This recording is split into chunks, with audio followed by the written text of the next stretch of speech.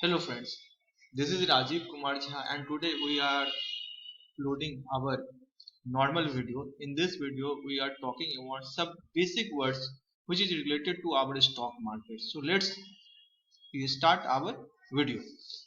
इस वीडियो में सबसे पहले जो हम बात करेंगे उन स्टॉक्स के उन वर्ड के बारे में हम बात करेंगे जिस वर्ड का हमारे मार्केट से बहुत ही रिलेशनशिप है और ये केवल हमारे मार्केट से इनका रिलेशनशिप नहीं है।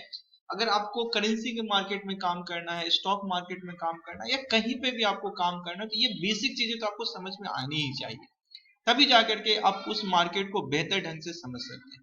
जैसे जीडीपी, हर किसी को पता है कि जीडीपी का फुल फॉर्म होता है gross domestic product, but really में उसका क्या मतलब होता है, उसको कैसे हम समझ सकते हैं, कैसे इस मार्केट से जोड़ सकते हैं। तो एक्चुअली जीडीपी का फुल फॉर्म जरूर ये है ग्रॉस डोमेस्टिक प्रोडक्ट। इसका हिंदी अनुवाद जो होता है वो होता है सकल घरेलू उत्पाद। बट अगर हम इसको समझना चाहें कि इसका रियली में मतलब क्या होता है तो एक्चुअली हमारे देश के जितने भी लोग हैं वो सारे लोग कोई ना कोई काम कर रहे होते हैं, पैसे कमा रहे होते हैं। तो उनके सारे पैसों को अगर हम जोड़ देंगे तो वो जो है हमारे देश का जीडीपी बताएगा। और जीडीपी में इनहांस हो रही है, मतलब हमारा जीडीपी 6%, 7%, 8% से बढ़ रहा है। तो इसका मतलब ये है कि हमारे देश के लोगों की अर्निंग जो है वो 6%, 7%, 8% सालाना दर से बढ़ रही है। तो अगर लोगों की अर्निंग बढ़ेगी तो इसका सीधा सा मतलब ये है कि वो ज्यादा पैसे खर्च करेंगे।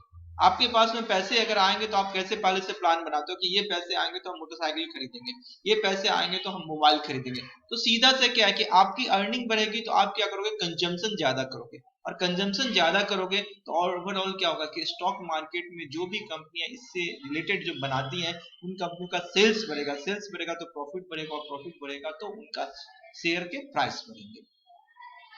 दूसरा एक वर्ड जो आता है वो आता है फिस्कल डेफिसिट।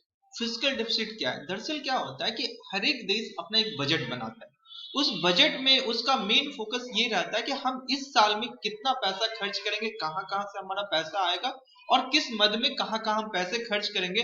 तो इनकम और एक्सपेंडिचर के बीच का जो डिफरेंस है, और ये डिफरेंस का मतलब ये हुआ कि आप इनकम से थोड़ा सा ज्यादा पैसे खर्च कर रहे हो, तो ये कहलाता है फिस्कल डेफिसिट। तो फिजिकल डेफिसिट जो होता है वो जीडीपी के टर्म में आता है। अगर मान के चले कि आपकी जीडीपी अगर मान के चले कि 3 ट्रिलियन है और 3 ट्रिलियन का फिजिकल डेफिसिट की बात अगर करेंगे तो उसका कहा जाता है कि नॉर्मली कोई भी देश जो अच्छा होता है तो नॉर्मल कंडीशन में हमारे जैसे जो डेवलपिंग कंट्री है उस कंट्रियों का जो फिजिकल डेफिसिट जो होता है वो 3 से 3.5% होना चाहिए। उससे ज्यादा होगा तो हमारा मार्केट, स्टॉक मार्केट उसको निगेटिव लेगा और हमारा मार्केट नीचे की ओर आएगा, प्रॉफिट बुकिंग होगी या सेलिंग प्रेशर आ जाएगा।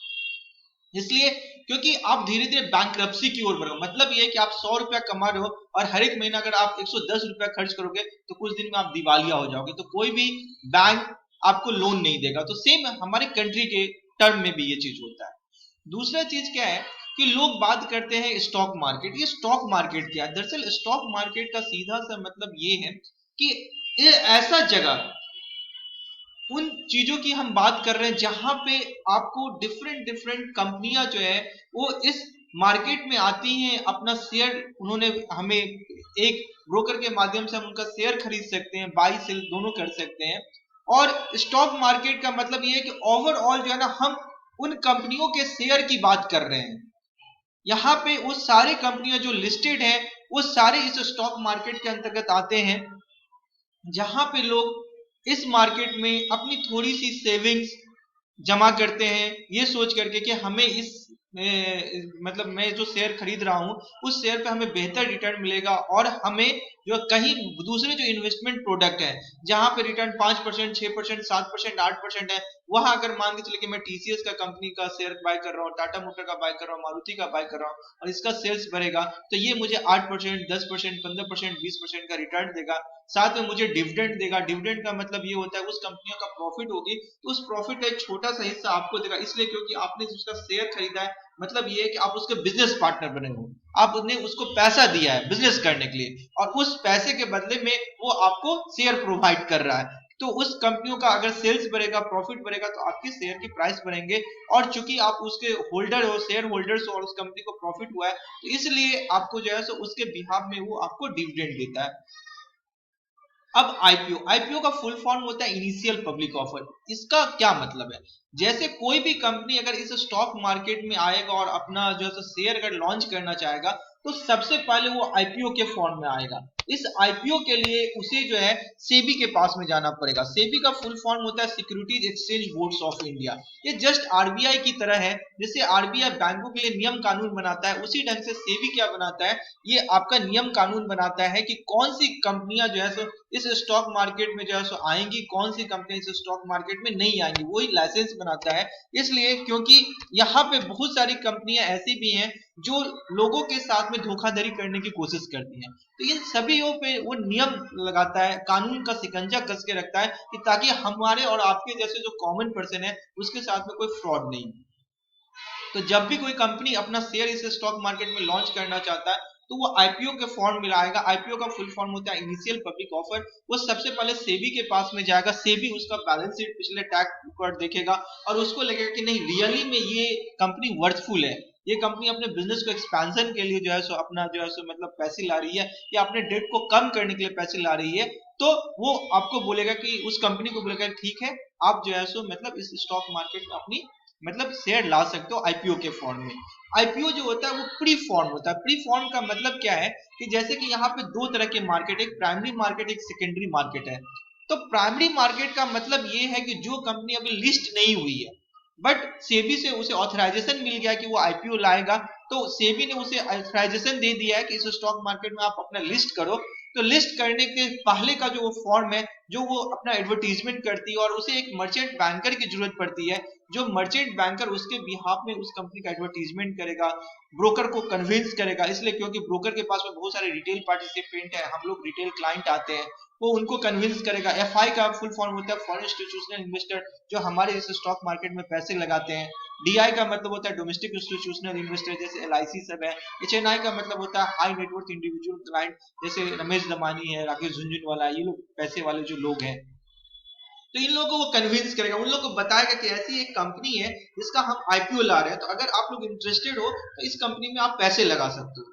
तो इस ढंग के पैसे लगाने का जो प्रोसेस होता है वो प्राइमरी मार्केट के अंतर्गत आता है और आपके अकाउंट से पैसे डिडक्ट हो जाएंगे और आपको उसके बदले में अगर शेयर मिल रहे हैं तो ये कहलाएगा, आपको आईपीओ का फॉर्म कहलाएगा, प्राइमरी मार्केट के अंतर्गत आएगा।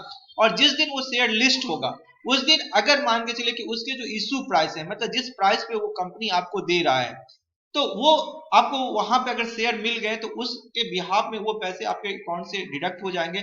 और अगर आपके अकाउंट में वो शेयर नहीं आपको मिले हैं तो इसका सीधा सा मतलब ये है कि आपके अकाउंट में वो पैसे डिडक्ट नहीं होंगे, आपके वो पैसे जो फ्रीज थे उसको कुछ दिनों के लिए वो फ्रीज कर दिया जाता है, वो अनफ्रीज हो जाएगा। तो आईपीओ का मतलब होता है इनिशियल पब्लिक ऑफर और आप चाहें तो इसके मार्फत जो है सो प्राइमरी मार्केट में हम लोग पार्टिसिपेट करते हैं। जैसे अभी भी आप देख सकते हो कि हर एक सप्ताह में कोई ना कोई कंपनियों की आ रहा था, अभी जैसे मानवर की आ रही थी, आईपीओ आ रही थी। तो लेकिन आईपीओ में क्या होता है कि आपको मिल भी सकता है नहीं भी मिल सकता, क्योंकि जब बहुत अच्छी कंपनियों के मतलब शेयर आने को होते हैं तो बहुत सारे लोग लेने को रेडी रहते हैं। तो कभी कभी क्या होता है ना कि सबको कभी कभी क्या मैक्सिमम टाइम अच्छी कंपनियों के जो शेयर होते हैं वो सबको नहीं मिल पाते, वहां पे लॉटरी सिस्टम होता है। तो आप एक काम कर सकते हैं कि अपने घर के जो भी आपके मम्मी पापा वाइफ या भाई बंधु जो भी, आप उनके से ज्यादा अगर आप बीडिंग करते हैं तो उसमें आपके चांसेस रहते हैं कि आपको मिल जाएगा। तो प्राइमरी मार्केट का मतलब आप ये समझ गए। अब जीडीपी का मैं थोड़ा सा एक चीज और मैं बता देता हूँ कि हमारे मार्केट में लोग क्यों इंटरेस्टेड है, क्योंकि हमारा जीडीपी, हम डेवलपिंग कंट्री है तो हमारा जीडीपी जो है वो 7% 8% 9% से ग्रो करता है, जबकि डेवलप्ड कंट्री जो है वहां की जीडीपी जो रहती है वो 2% 2.5% होती है। तो उनको पता है कि इनको ज्यादा रिटर्न जो है सो वो आपको जो है सो मतलब डेवलपिंग कंट्री में आपको मिलेगा। डेवलपिंग कंट्री के अंतर्गत ब्रिक्स की बात हम करते हैं, मतलब ब्राजील, रसिया, इंडिया, चाइना, साउथ अफ्रीका की हम बात करते हैं, ये ब्राजील है, इसमें से इंडिया आता है जिसकी जो है सो आपका ग्रोथ, जीडीपी की जो ग्रोथ है वो 8% 7% 9% से ये ग्रो करे, क्योंकि हम लोग डेवलपिंग कंट्री और अभी हमें 5 या कम से कम 20 से 25 30 साल लगेगा हमको डेवलप होने में। तो हमें यहाँ पे एक अपॉर्चुनिटी है अपने इस स्टॉक मार्केट में पैसे लगा करके उस पर मल्टीपल्स रिटर्न कमाने का। सेकेंडरी मार्केट का मतलब ये होता है कि अगर मान के चलिए कि जो कंपनी लिस्ट हो गई है तो लिस्ट होने के बाद में हर कोई उस शेयर को खरीद बेच कर सकता है। जैसे आपने आईपीओ में लगाया, आपको पैसे नहीं मिले, आपको शेयर नहीं मिले, बट वो जिस दिन लिस्ट हुआ उस दिन मान के चले कि वो अपने इश्यू प्राइस से कुछ ज्यादा, बट आपको लग रहा है कि ये वर्थफुल कंपनी है, तो आप क्या करते हो, ओपन मार्केट से ये शेयर ले रहे हो, क्योंकि अब वो लिस्ट हो गया तो हर कोई उस मार्केट में खरीद सकता है शेयर और बेच सकता है। तो इस ढंग के जो ट्रांजेक्शन होते हैं वो कहलाते हैं सेकेंडरी मार्केट के ट्रांजेक्शन। अब क्रूड, क्रूड का हमारे मार्केट के साथ में क्या रिलेशन? एक्चुअली क्रूड जो है ना वो किसी भी कंट्री का जो है ना वो वाइल है, उसकी लाइफ जो है सो मतलब लाइफ लाइन है, खास करके इंडिया जैसे कंट्री की जहां पे क्रूड हम लोग इंपोर्ट करते हैं। क्रूड का मतलब होता है पेट्रोल डीजल कच्चा तेल। अगर क्रूड की कीमत अगर नीचे रहेगी तो हमारा क्या होगा, फिस्कल डेफिसिट कम होगा, हमें कम पैसे खर्च करना पड़ेंगे, हमें पैसे जो बचेंगे वो हम अपने डेवलपमेंट पे खर्च करेंगे।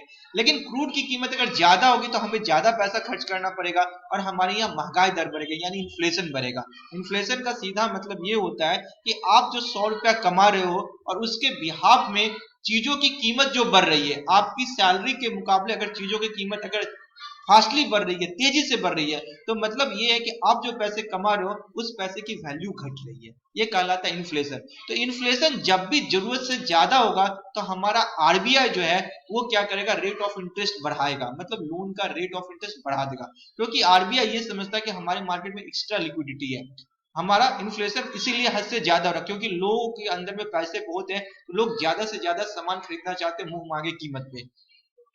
इसी का ठीक उल्टा अगर आरबीआई को ऐसा लगे कि हमारा जीडीपी श्रिंक हो रहा है, जैसे कोरोना के टाइम में सारी कंट्रियों की जीडीपी श्रिंक हो गई थी, ओवरऑल सारे कंट्रियों के जो आरबीआई थी मतलब सेंट्रल बैंक थी, उन्होंने क्या किया था, रेट ऑफ इंटरेस्ट कम कर दिया था। इसलिए क्योंकि रेट ऑफ इंटरेस्ट कम होगा तो लोन लोग खरीदेंगे, सस्ता लोन मिलेगा, तो लोग क्या करेंगे, ज्यादा से ज्यादा सामान परचेज करेंगे, और ज्यादा से ज्यादा सामान अगर वो परचेज करेंगे तो इसका मतलब क्या है कि उन कंपनियों का चक्का, जो इंडस्ट्री की जो साइकिल है वो फिर से रिवाइव होगा, लोगों को रोजगार मिलेगा, लोगों के पास में काम होगा, उनकी सैलरी आएगी, तो वो सैलरी आएगी तो फिर वो इस मार्केट में परचेज करेंगे प्रोडक्ट। तो ये मार्केट का एक साइकिल है, इस ढंग से ये काम करता है।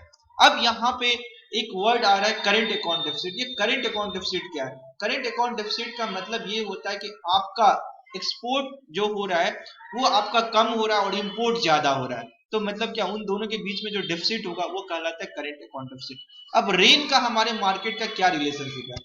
एक्चुअली इंडिया जो है ना वो एग्रीकल्चर कंट्री है, आज भी हमारे 50 to 60% जनता जो है ना वो एग्रीकल्चर पे डिपेंड करती है।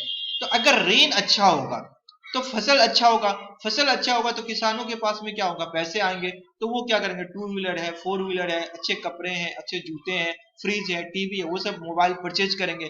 दूसरा, इन्फ्लेशन कंट्रोल होगा, जो खाद्य पदार्थों की कीमत जो बढ़ रही है वो क्या होगा कि बहुत तेजी से नहीं बढ़ेगी, तो उसकी वजह से क्या होगा कि हमारा मार्केट में इन्फ्लेशन अंडर कंट्रोल होगा। एनएससी बीएससी क्या है? एनएससी का फुल फॉर्म होता है नेशनल स्टॉक एक्सचेंज।